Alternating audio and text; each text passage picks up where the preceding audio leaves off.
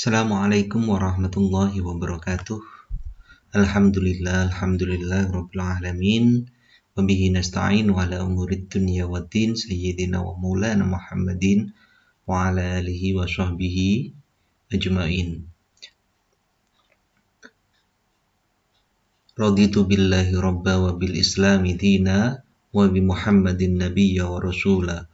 Rabbi zidni ilma warzuqni fahma.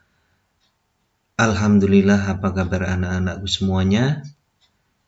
Di kesempatan hari ini, di pagi yang cerah ini, maupun di pagi menjelang siang ini, kita masih diberikan nikmat sehat walafiat, sehingga bisa melaksanakan kegiatan pembelajaran PJJ, pembelajaran jarak jauh, dalam kondisi pandemi COVID-19 ini dengan lancar dan tetap semangat.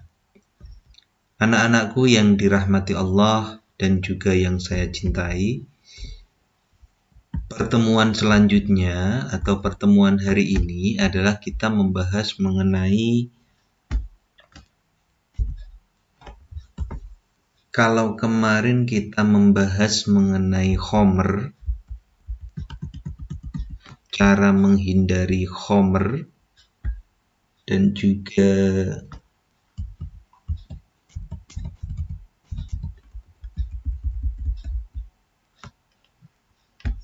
cara menghindari khomer, cara menghindari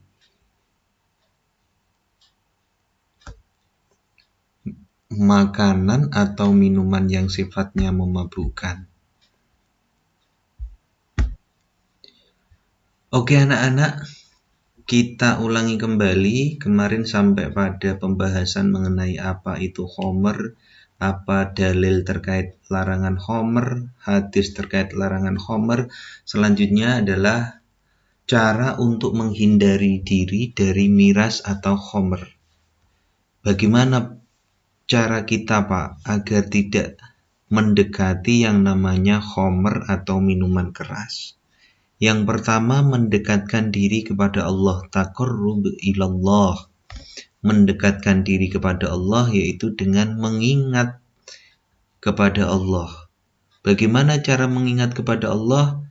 Yaitu membaca kalimah-kalimah thayyibah, atau melaksanakan apa yang diperintahkan, atau melaksanakan sholat, melaksanakan kegiatan-kegiatan yang intinya senantiasa mengingatkan diri kita kepada Allah. Itu namanya taqarrub ilallah atau mendekatkan diri kepada Allah. Selanjutnya, menjalin hubungan baik dengan siapapun. Baik itu manusia, baik itu hewan, baik itu tumbuhan, kita harus tetap menjalin hubungan yang baik. Jangan sampai karena ketamaan kerakusan kita, hutan menjadi gundul. Karena ketamakan dan kerakusan kita, burung-burung kita tangkapi, kita taruh di sangkar. Sehingga di alam liar tidak ada burung. Nah, itu berarti kurang menjaga hubungan baik dengan siapapun. Karena apa? Karena kita semua ini adalah makhluk Allah. Makhluk Allah memerintahkan bahwasanya kita diperintahkan untuk menjaga hubungan. Lah, apa hubungannya, Pak, menjalin hubungan baik dengan siapapun? Dengan kita tidak berbuat atau tidak meminum minuman keras, maka kita tidak akan buta hati. Kalau kita minum minuman keras terpengaruh, akhirnya kita melakukan yang namanya pengerusakan, baik itu kepada manusia, kepada hewan, maupun kepada tumbuhan. Yang ketiga, menghindari pergaulan yang negatif. Jelas, kalau kita menghindar dari minuman keras, insya Allah kita akan berada pada pergaulan yang positif. Jangan sampai bergaul dengan hal-hal yang bersifat negatif.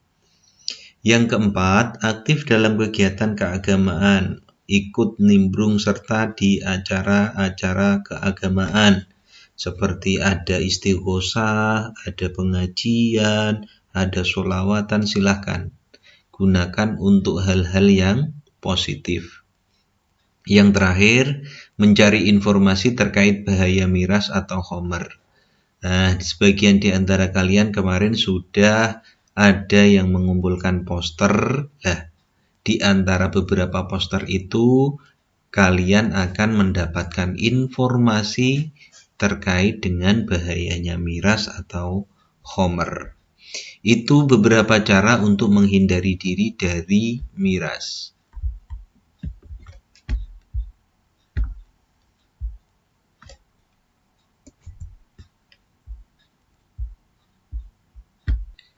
Selanjutnya, bahaya dampak khamr bagi kesehatan bisa kalian lihat dalam gambar berikut ini. Ini adalah gambar daripada bahaya adanya tubuh kita yang memasuki khamr. Nih,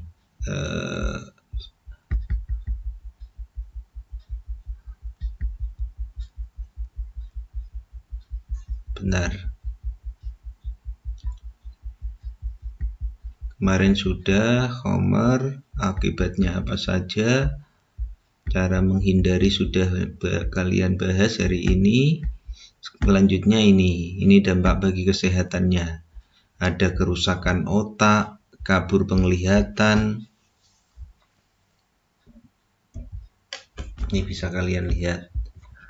Nah, gangguan percakapan, pendarahan kerongkong, gangguan pernafasan, degupan jantung tidak berkala, luka di dalam perut, kerusakan hati, kelemahan otot, kanker usus kecil, luka di dalam usus kecil, mati pucuk, dan tidak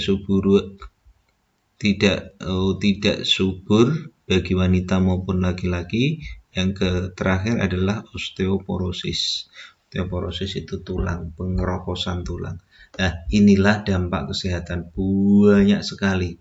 Maka dari itu Allah melarang sesuai di dalam Quran surah Al-Maidah, yaitu ya ayyuhalladzina amanu innamal khamru wal maisiru wal ansabu wal azlamu rijsun min amali syaitan fajtanibuhu la'allakum tuflihun.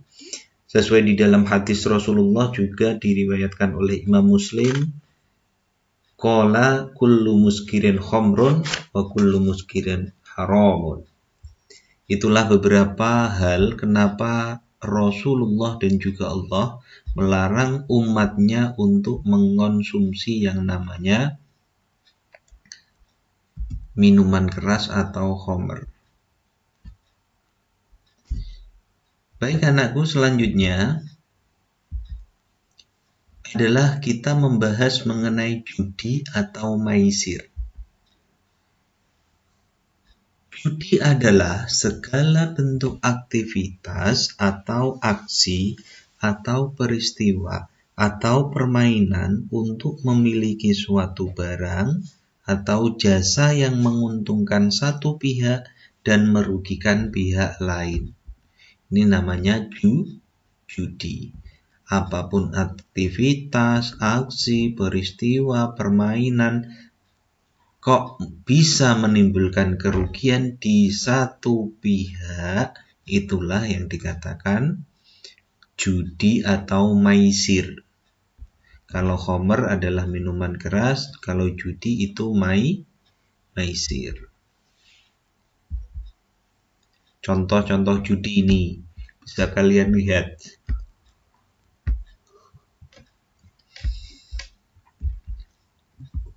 Sekali lagi, judi adalah segala bentuk aktivitas, aksi, peristiwa, permainan untuk memiliki suatu barang atau jasa yang menguntungkan satu pihak dan merugikan pihak lain. Intinya apapun aktivitasnya kok itu merugikan salah satu pihak adalah namanya judi.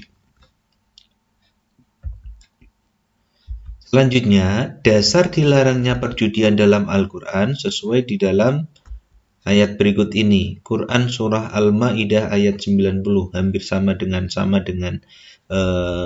khamr. Ya ayyuhalladzina amanu innamal khamru wal maisiru wal ansabu wal azlamu rijsun min amali syaitan fajtanibuhu la'allakum tuflihun.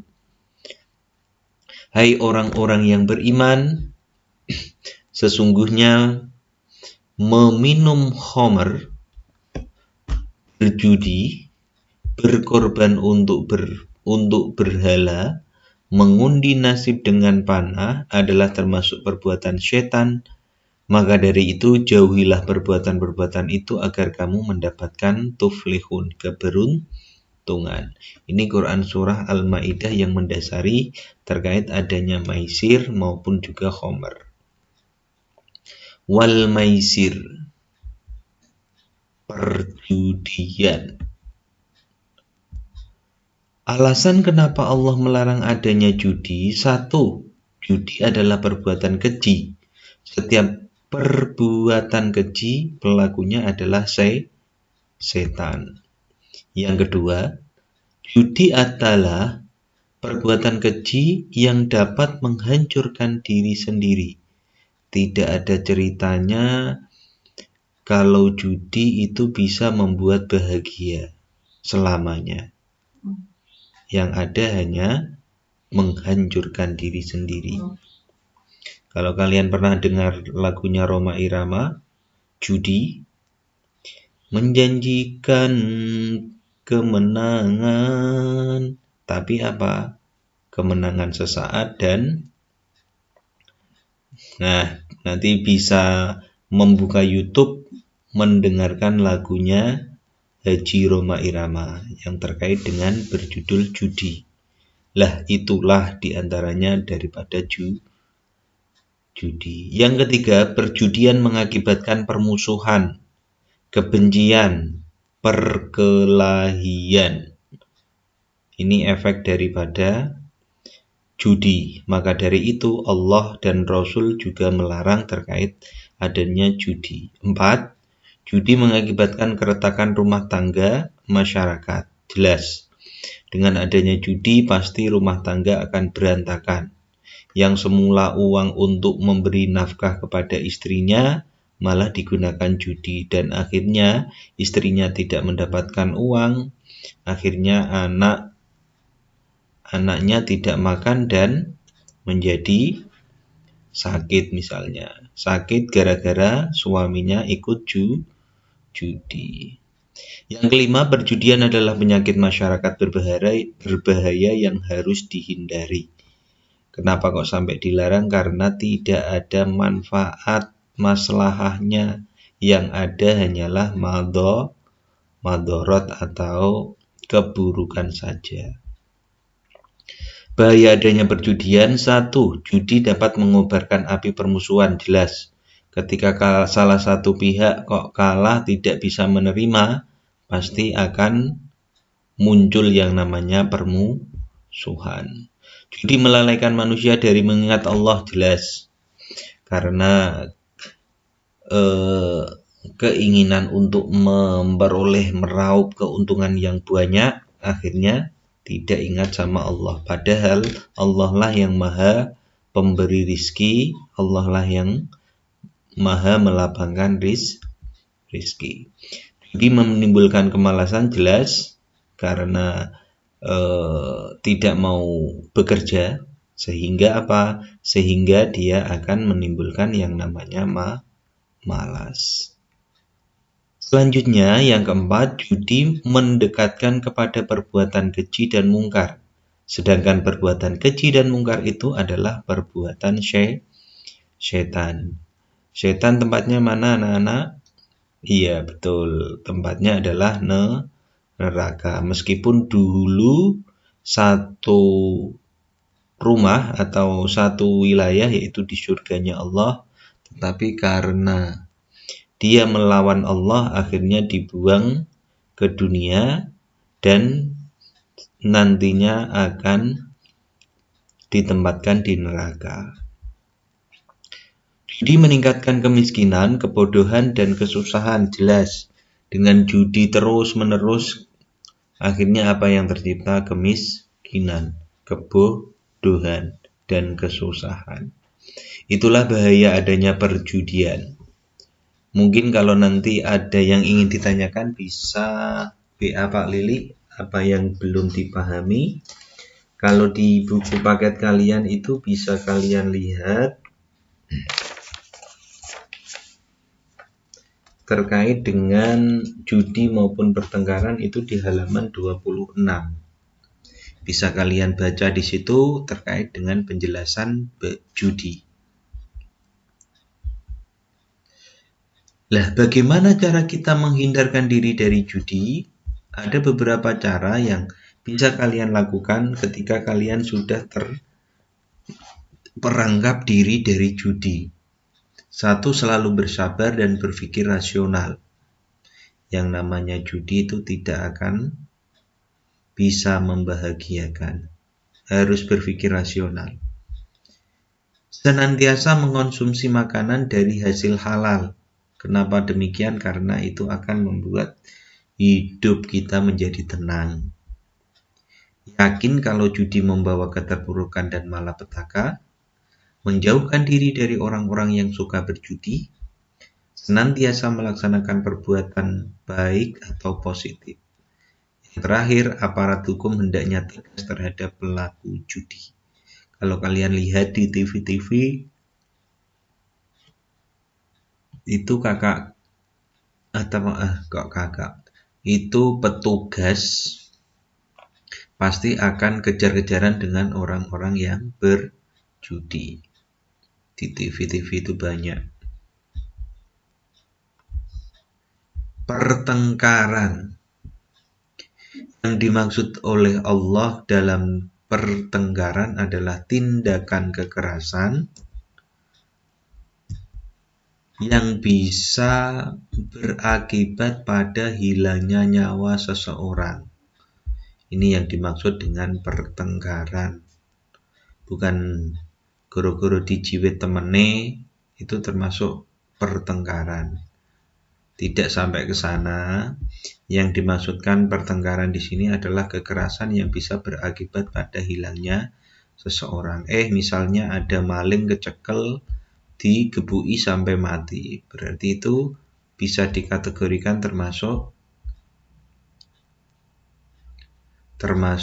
yang namanya pertengkaran. Lah maling Pak, ada petugas yang sudah ditunjuk oleh negara untuk mengamankan yang namanya lingkungan. Maka dari itu ketika maling ketangkap, serahkan kepada yang berwajib, bukan kita yang menghakiminya. Balasan bagi orang yang membunuh di akhirat akan diseret oleh orang-orang yang dibunuhnya dan dihadapkan kepada Allah, dan Allah akan memerintahkan malaikat untuk menyeret pembunuh ke dalam neraka. Itu adalah konsekuensi besok di hari akhir bagi orang yang suka bertengkar. Hadis Rasulullah tentang dilarangnya membunuh sesama manusia yang diriwayatkan oleh Ibnu Majah di halaman 27 itu di buku paket kamu, Anil Bara ibni Azibin anna Rasulullah qala la zawalud dunya ahwanu 'ala Allahi min qatli mu'minin bighairi haqqin. Rawahu Ibnu Majah. Dari Al-Bara bin Azib, sesungguhnya Rasulullah bersabda, kehancuran dunia nilainya lebih ringan di sisi Allah daripada seseorang membunuh seorang mukmin tanpa hak. Ini menjadi jelas bahwasanya yang namanya membunuh itu memang urusannya sampai kepada nanti di hari akhir. Maka dari itu kita harus senantiasa berbuat kebaikan, berbuat ma'ruf, berbuat yang positif, dan selalu meninggalkan perbuatan yang negatif, yang mungkar, dan yang dianggap buruk oleh pedoman maupun panutan kita. Pedomannya adalah Al-Quran, panutan kita adalah Nabi Muhammad SAW. Anil Bara ibni Azibin anna Rasulullah qala lazalud dunya ahwanu alallahi min qatli mu'minin bighairi haqqin. Kehancuran dunia nilainya lebih ringan di sisi Allah daripada seorang membunuh seorang mukmin tanpa hak. Hukum ketentuan pertengkaran, bertikai, bertengkar, berkelahi, tawuran, dan sejenisnya. Konsekuensi balasan bagi orang yang melakukan hal pertengkaran berdampak dengan adanya hukuman di dunia maupun di akhirat. Selain di akhirat, di dunia pun juga akan nantinya dihukum, di penjara. Misalnya, di dunia balasannya adalah disediakan penjara bagi orang-orang yang melakukan pertengkaran. Di akhirat balasannya adalah disediakan berupa tempat, yaitu neraka. Nah, ini terkait dengan hukum ketentuan pertengkaran. Disimak baik-baik, dilihat baik-baik, didengar baik-baik. Karena apa? Karena pertengkaran itu efeknya atau dampaknya luar biasa. Di dunia ada dampak, di akhirat pun juga ada dampaknya. Menghindari pertengkaran dengan sesama. Senantiasa mengingat Allah dalam kehidupan. Menumbuhkan persaudaraan dan kepedulian terhadap sesama. Menjalin persatuan dan kesatuan. Menanamkan kesabaran di dalam diri.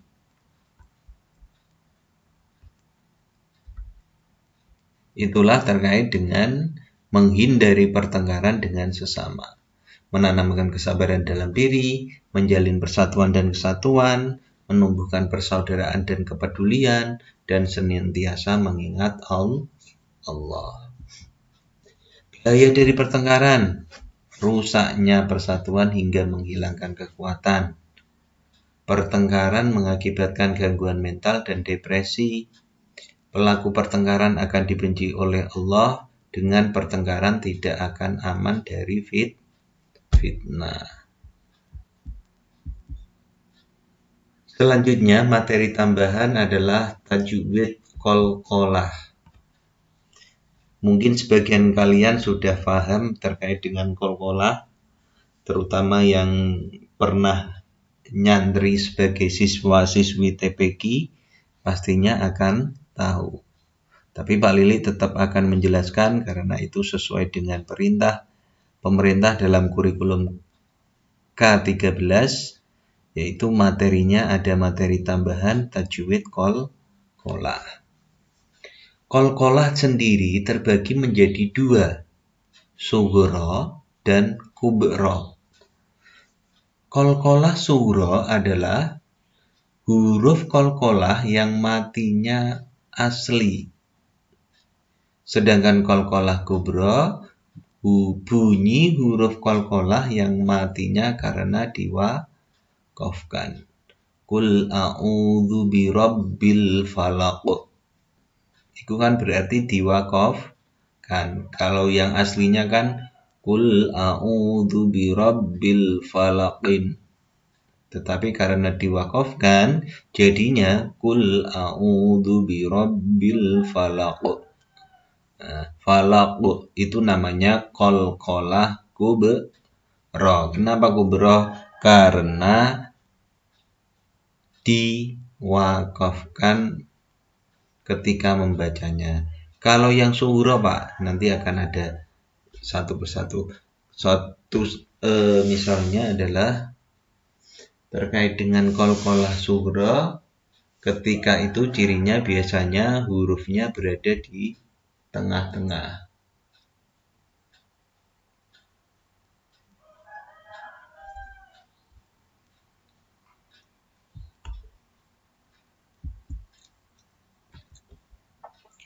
Qalqalah sughra terjadi apabila huruf qalqalah bertanda mati asli berada di tengah-tengah ayat dan dibaca wasal padanya. Ruziqna fala taj'alu. Nah, di sini yang ada. Sedangkan huruf qalqalah sughra itu qatbu jadin. Qaf, ta, jim, dal, ba, jim, dal. qabbu jadin. Qaf, ta, ba, jim, dal. Yang ada anak panah ini menunjukkan bacaan qalqalah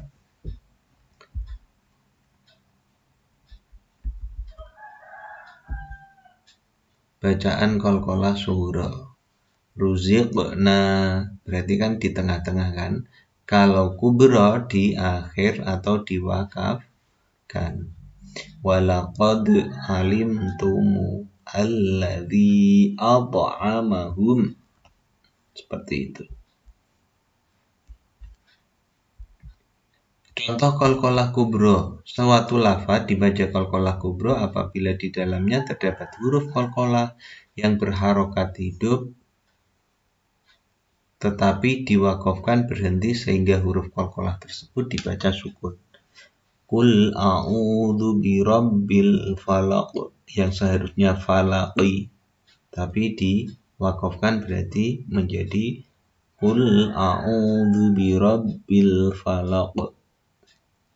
Wa ma kasab al-ma'arij masad muhib.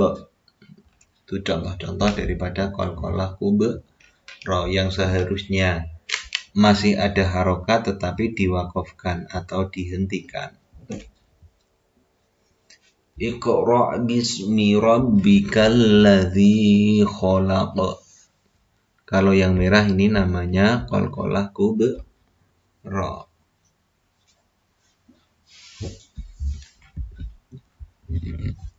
Tabbat yada abi lahabin wa tab. Qul huwallahu ahad.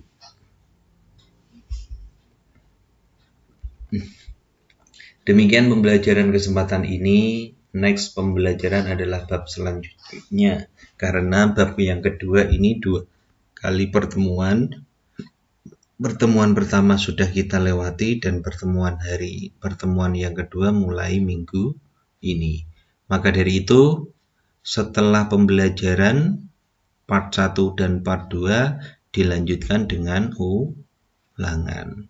Selesai memahami materi, menghindari minuman keras, judi dan pertengkaran, serta qalqalah, selanjutnya kalian melaksanakan evaluasi berupa penilaian harian ulangan di topik tugas PAIBP di Google Classroom masing-masing. Silahkan atau nanti bisa di-share Pak Lili di grup WA kalian masing-masing kalau Pak Lili memungkinkan. Kalau tidak ada bisa dilihat di Google Classroom masing-masing. Oh iya, jangan lupa yang belum melaksanakan, mengumpulkan dan mengerjakan tugas di bab 1, baik tugas keterampilan, tugas pengetahuan maupun penilaian harian, Pak Lili ingatkan kembali agar nantinya kalian mau mengerjakan. Kalau tidak mau mengerjakan beberapa kali, nanti Pak Lili akan dolan ke rumah kalian untuk menagih tugasnya bersama guru BK atau guru BP. Terkait untuk kenapa kok kamu tidak mau mengerjakan tugas, kan ada masalah pastinya. Kenapa kok tidak mengumpulkan tugas? Pasti ada masalah. Kalau tidak ada masalah pasti mengumpulkan. Maka dari itu yang ada masalah perlu kita konseling atau kita home visit, berkunjung ke rumahnya. Tapi jangan sampai kalian di home visit. Semoga kalian semuanya, anak-anakku kelas 8, semua kelas 8 bisa melaksanakan tugasnya dengan baik. Jangan kecewakan orang tuamu, jangan kecewakan orang terdekatmu, dan jangan lupa jangan mengecewakan bapak dan ibu gurumu. Ketika ada tugas, silahkan dikerjakan. Kesulitan, tanya ke bapak dan ibu gurumu. Oke, terima kasih. Pada kesempatan hari ini kita bisa menyelesaikan pembelajaran materi Homer, judi, dan juga pertengkaran. Marilah kita tutup pertemuan hari ini dengan membaca sholawat tibil qulub. Bismillahirrahmanirrahim. Allahumma sholli ala sayyidina Muhammadin tibil qulubi wa dawaiha wa afiyatil abdani wa shifaiha wa nuril absari wa diyaiha wa ala alihi wa sahbihi wa sallim. Kurang lebihnya mohon maaf. Wallahul muwaffiq ila aqwamit thoriq. Tsumma assalamu alaikum warahmatullahi wabarakatuh.